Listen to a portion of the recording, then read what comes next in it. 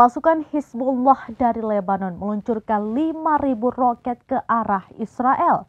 Ribuan serangan tersebut pun diklaim menyebabkan Iron Dome Israel jebol berkali-kali.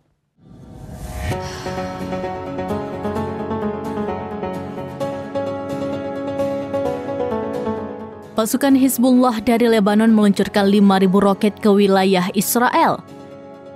Ribuan serangan Hizbullah itu pun diklaim menyebabkan Iron Dome jebol berkali-kali. Komandan senior dan sejumlah tentara Israel juga tewas imbas serangan Hizbullah tersebut. Dilansir dari Kohat.net, hal itu telah dikonfirmasi oleh para pejabat Israel pada Senin 17 Juni 2024. Menurut laporannya, Hizbullah telah menembakkan 5.000 roket ke Israel Utara sejak dimulainya perang Israel-Hamas pada Oktober 2023, tepatnya sehari setelah perang Israel-Hamas pecah.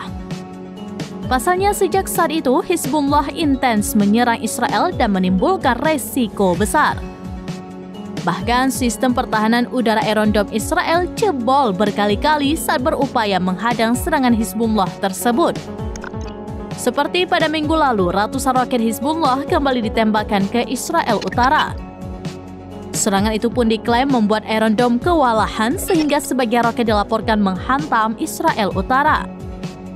Bahkan seorang komandan senior dan sejumlah tentara dinyatakan tewas tersambar roket Hizbullah.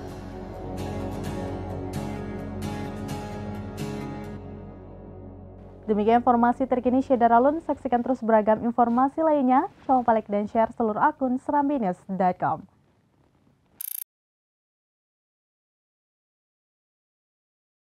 Download Tribun X sekarang. Menghadirkan lokal menjadi Indonesia.